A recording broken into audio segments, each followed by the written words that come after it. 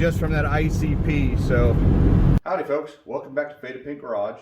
Today I've got my 2001 Ford F550 in the shop. It's got the 7.3 liter Powerstroke and automatic transmission. Had this truck for a few years now. In the last year or two, it's been pretty down on power. I'm only getting 10 or 12 psi of boost.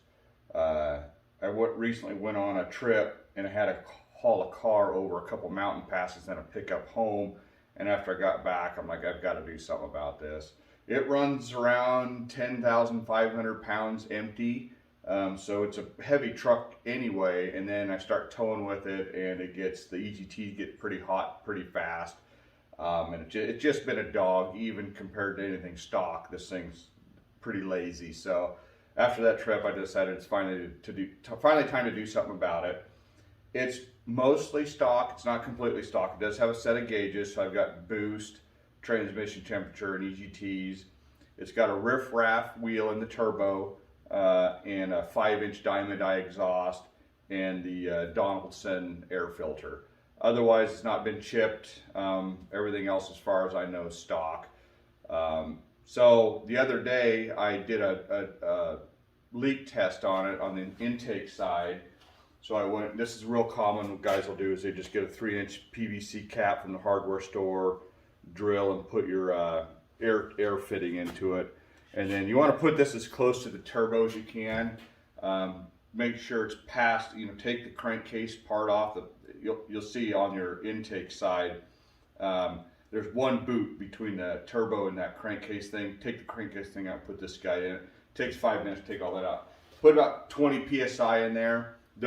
Don't get carried away because you'll cause other problems.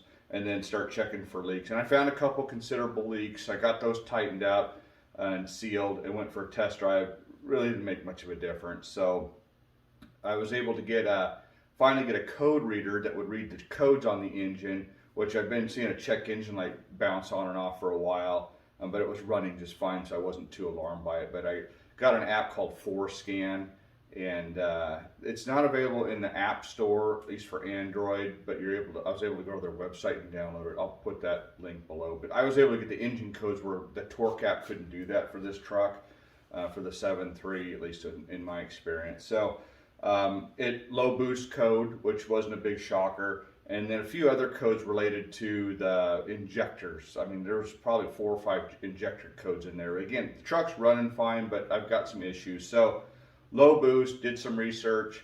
One of the things to check is the ICP sensor. So I went ahead and did that, pulled the plug off. There was oil inside the plug, indicated that it's bad. So I went ahead and ordered a new Motorcraft one of those. So that'll be part of the project today, is replace the ICP and see what that does. And then I've also bought a Hydra PHP chip to put in it. So we'll do that today. I've got other things to do later on. We'll do under valve cover harness, some other odds and ends, that up pipes. Never had up pipes done on it. It doesn't have the bellowed pipes on it. Probably do a rebuild turbo kit. But just today we're going to do ICP, see what difference that makes, and then we'll throw a chip in it and see if that helps as well. So let's dig in and see if we can make this thing run a little better. So let me show you where that ICP is. So I'm down with ICP, you know me. So it's this guy right here, right at the front of the head. So you've got your fuel filter here. It's right there. Connector, you just got to pull a little tab back and come out, and you can see we've got oil down inside there.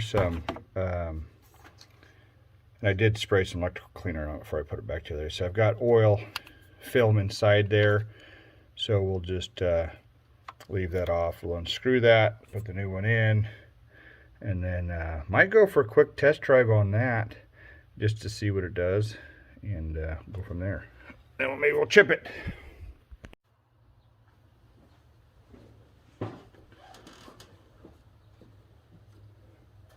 Now, correct me if I'm wrong, but I'm pretty sure the factory ICP has the nut part is underneath this cap part, and it doesn't have a big nut on it like this. I'm pretty sure the replacements have the the large size, and then the factory one, you got to put a wrench underneath it here to get it off. If that's the case, this one in here is the same style as this one. So I'll be curious when we get it out. Is it identical? Can I tell if it's a Ford Motorcraft or is it an aftermarket part? Maybe that's why it's failed. This is Motorcraft, straight out of the bag. So what I've read when it comes to fuel on these things is don't go aftermarket. You know, the undercover, the valve cover harnesses, all that stuff. Go OEM anywhere you can. Otherwise, this stuff will leave you stranded. So we'll get that guy pulled out of there and compare it and see what that looks like. I'm not sure what the torque spec is on that. I'll need to look it up. Probably be a good idea to torque it before I put it back on there. So I'm just using it's an 1 1/16 socket. You could do it with a wrench or whatever, but this is, I got access to get in there, so I might as well use that. I'll pull this guy out. Oop, drop it down in there. That's great. Come on. I've kind of dropped it down a little bit. I've got to fish it out of there. Oh, for crying out loud. That's how you make a simple task difficult. Okay, so take a look on here. If we have any indication of what this guy might have been. I mean, maybe this is original. I don't know. I was just thinking I saw something about that.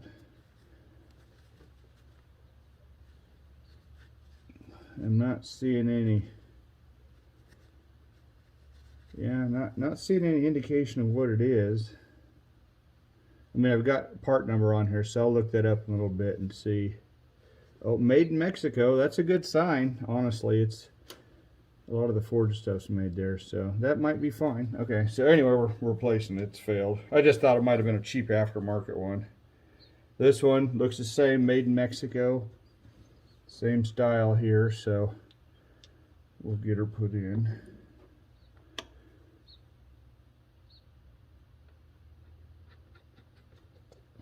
I'm going to get this finger tight, and I'm going to go find what the torque specs are, and I'll be right back. Since it's got an O-ring and stuff on there, I want to be kind of careful putting it back together. So something I realized that I need to do before we install this is put a little oil on that O-ring. I didn't do that, so I haven't tightened it up. I just ran it in by hand. So I'm going to slip that back out without dropping it this time. Put a little oil on there. And then the torque spec is 9 foot-pounds or 108 inch-pounds. So we will torque it back to that. Let me clean that up real quickly.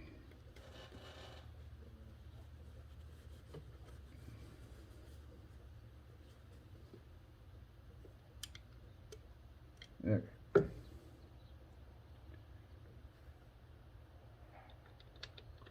And then we'll also want to clean that ICP connector up before we put it back, because I had oil in there.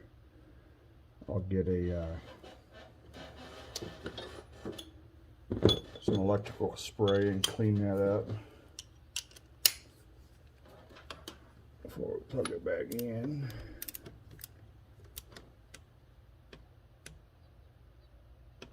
That don't seem like very much, but it's an O-ring, so that's why we use torque specs.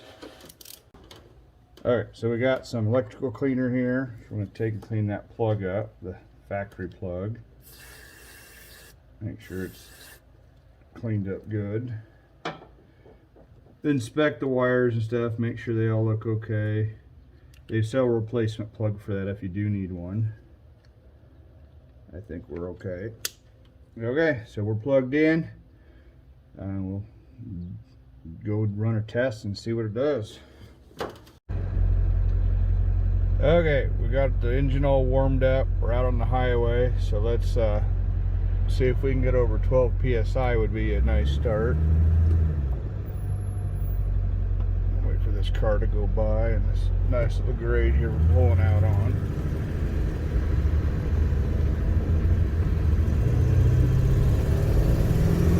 Oh boy, yeah, that's a little bit of surge there, but yeah, we're much better than it was. I can live with that. That actually feels normal. They're drivable anyway. I know that's not impressive, but compared to what I have been, that's a lot better. Yeah, that's I know that's probably pretty lame to a lot of you guys, but I've been running around at 10 and it's a total dog. So again, this ain't no hot rod, it's a tow pig, but it was kind of neither, just a pig, I guess, rather than a tow pig. So anyway, we'll run her back and see if we can get that Hydra in here and see what that does. So I'm happy so far. I could just keep on driving like this, I think, and be happy. That's a marked improvement.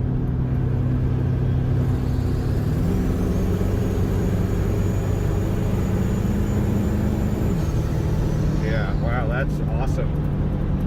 So that was just from that ICP, so good to know. Gotta say, I'm super happy with those results, simply just replacing the ICP. I don't think this truck's ever run that good since I've owned it. Was real tickled to see what, about 20 PSI there. So it does have the aftermarket wheel in it, so that's, you know, going to help as well. But it's, and then those boost leaks I found the other day. So all that combined with the ICP, it's a good running truck right now. If I didn't do anything else with it, I think I'd be happy. But I've already bought the tuner. I know there's more there. I know there's more things to do with it. So I'll be excited to see some more results. So here's what we're going to tackle next: is the Hydra tuner. I've never installed one of these, so we'll dig into that. Got this from Riff Raff Diesel. Not a sponsor of the site, but I've ordered quite a bit of stuff from them in the past. Great company. All their products are good stuff. You don't have to worry about, you know, at least I don't think, getting any Dorman or Chinese junk from them. They only sell stuff that they've put in their own trucks, so I highly recommend checking them out. So let's get started on this guy. The first step we need to do to install the Hydra is to take the bolt out of the PCM connector. So this is a 2001, so on the driver's side, down in here, there's a bolt right there on a connector. Let me point it out for you. Get my thing down there. So that bolt right there, I got this light on, that guy's coming out. So I'm thinking probably easier to just take the air filter out real fast, and then I can come in just like that probably and reach it pretty easy. So we'll try that.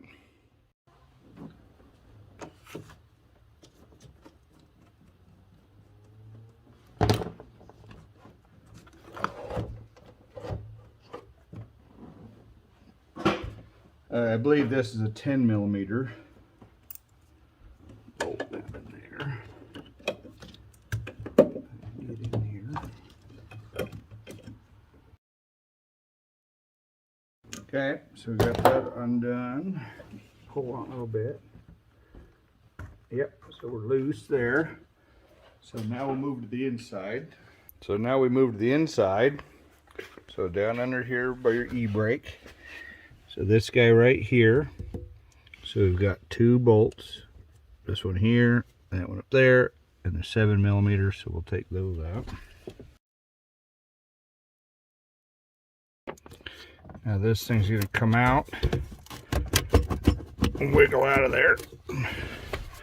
We're going to push it towards the brake pad a little bit, and then we'll just work it on out. So there's nothing in the way. I'm looking good. Maybe.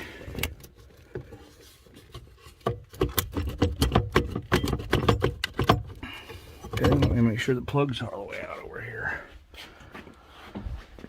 It should come out, but I'm wondering if we maybe aren't completely out over here. No, that come unplugged, so it's not that guy. It just takes a little extra wrestling here.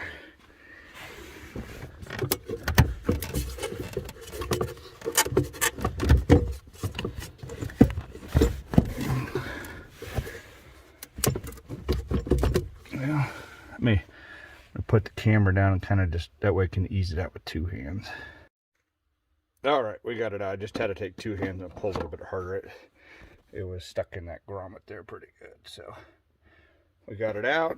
Now we're going to take the codes off this guy so we can go through the software side of this. So instructions come with the kit, so follow them. You'll have to install some software on your Windows computer to get the tunes to install. So we'll go do that next and get back to this part. Got the new chip connected to the shop PC here, so you're going to need your code here off of your PCM that goes into the program.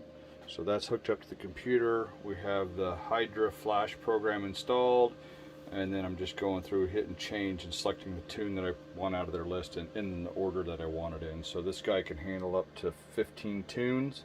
So I've just basically started at no start and high idle, and then just going up from there clear up to the 140 extreme, which is just what I've heard is it's a perfectly safe tune to run. You should always have a EGT gauge regardless of the tune you're running to be safe. So we'll get those put on there, and then we'll get the chip installed into the box. So I'm not the expert on installing these chips into the PCM. I recommend watching some YouTube videos yourself like I did on how to do this. So I'll go ahead and install mine. We can talk about it a little bit, but again, I would do some more research yourself before you get comfortable, to get comfortable with it. So the first thing we need to do is pull this plug off, the screwdriver. That exposes the J port in here. And the big takeaway from what I'm seeing everywhere is there's silicone on this top and bottom that covers these contacts, and this has to be cleaned incredibly well in order for this chip to work reliably. So that's pretty much what this whole process is taking this box apart and getting at these contacts and cleaning the silicone off of them thoroughly. So this is a 5.5 millimeter socket. Comes off, exposing that, and then we can also take the bottom off. It's probably a little more stuck on here.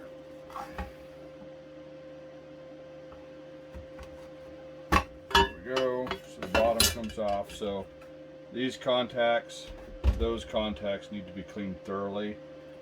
So we'll start with the bottom because looks to be the easiest. So I'm going to take the bottom of the brush, just the wood part, and we'll use that as like a little scraper. So I'll go in between the contacts, and I'll go on top of the contacts. You can damage these contacts too. You don't want to get too carried away doing this either. You'll have even more problems. So you can see that stuff's starting to come off here as I go. See how it's flaking off. So this take your time with this and make sure you do a good job. So I'm going to go between all the contacts, and we'll go on top of the contacts. We're going to go across the contacts. And once we get all the silicone removed, then we'll move to the brass and then the Scotch-Brite pad. But you get too carried away and start taking off the actual brass on the contacts, you're going to have problems that you can't mitigate. So don't do that.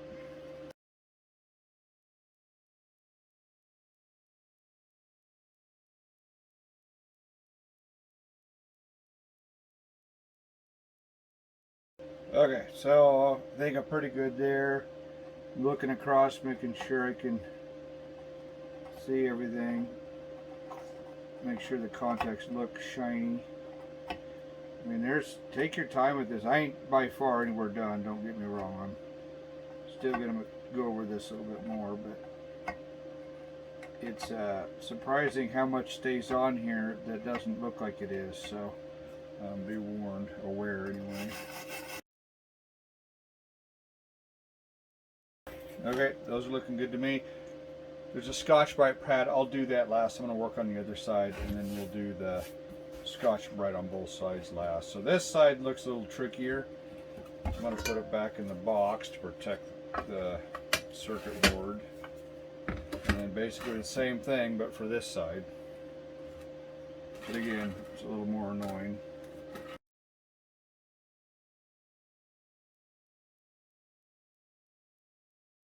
So I think we've got it cleaned up correctly. But if it don't work, this is where you come back to. FYI.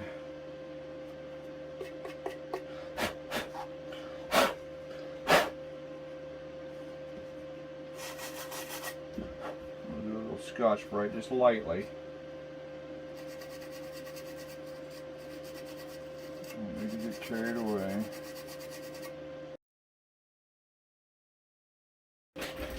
That looks good to me, not that you could tell from the camera anyway. But make sure it's as clean as you can get it. So that is that. So now we connect the cable to the chip, and it stays in here, so we can program it without taking it apart again. So that goes in there. Zip tie goes to keep the cable from coming out.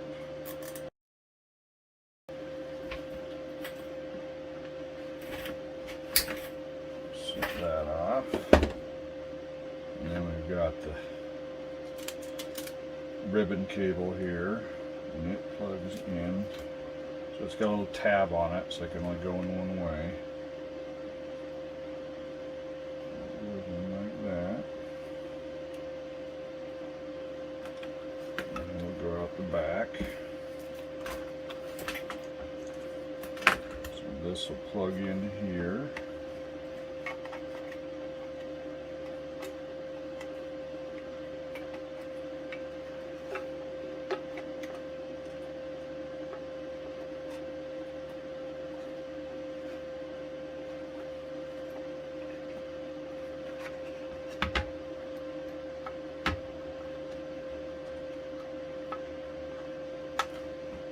And then we'll have to duct tape this, I guess, to keep that from getting dirt in there. And then the plastic housing that this cut goes in, we'll have to notch this out so it can fit out the back of that. So that goes on there.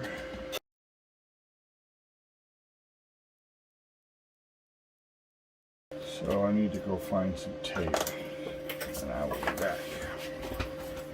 So I'm going to clean around the top and bottom with alcohol just so the tape will stick better and longer. I don't love this idea because I know this tape breaks down over time, but it doesn't have to be like watertight, so it's not like it's, I don't think it's a huge deal. I think a lot of it's also just to keep this chip from backing out as well, from bumps and vibrations and such. So I think as much for that as probably anything. Make sure it's seated good. Oh, drop the tape. I just cleaned it up. So I'm going to put a small strip in the middle, and then I guess that'll work. And that'll help hold it in.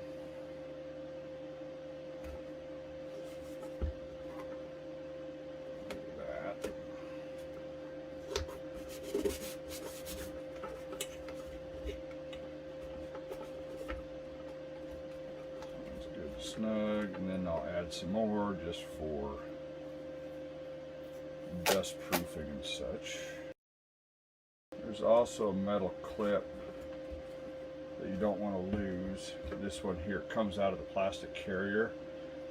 It grounds this thing to that, so I need to make sure when we put this together, whichever corner this touches, it's still touching metal, so that it can do that.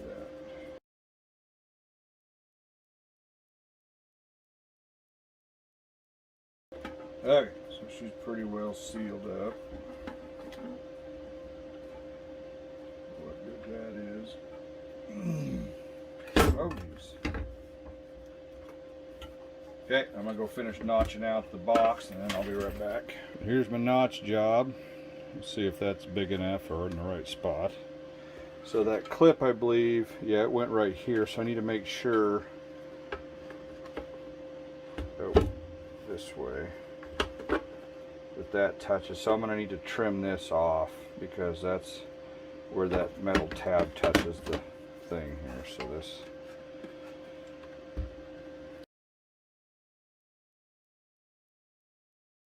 okay, so we will push these through. So this goes in.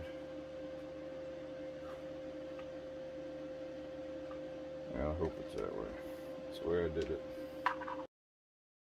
Back in there, slides on there.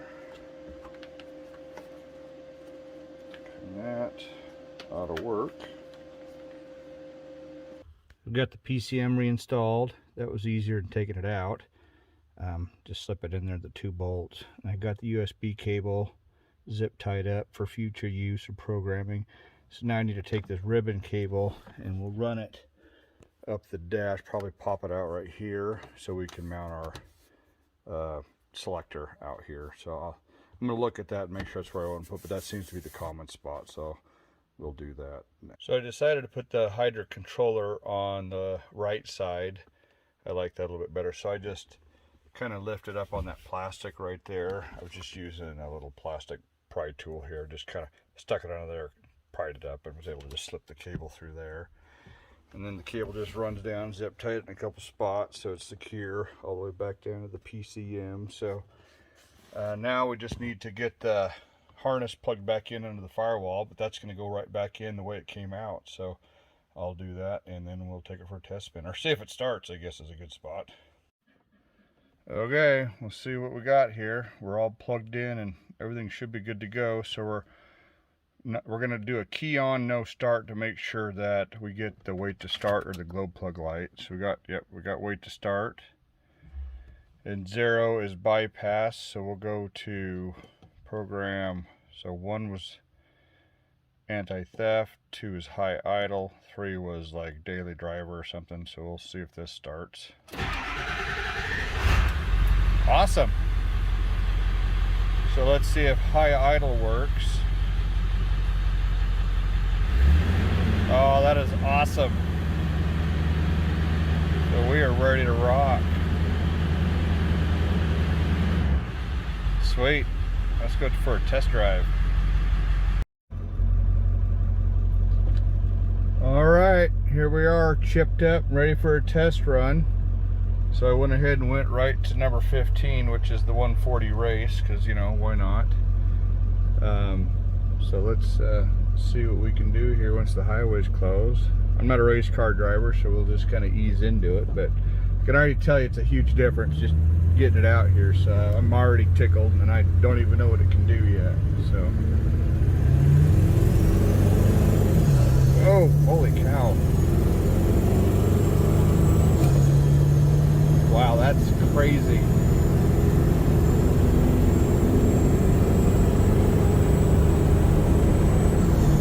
Wow, that's what an improvement, holy cow. Not that I'd want to drive around in that mode, but of course I guess I could, but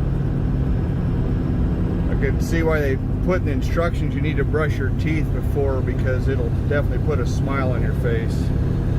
That's hilarious. That's wow, what an improvement. Definitely happy with that. I'll be darned.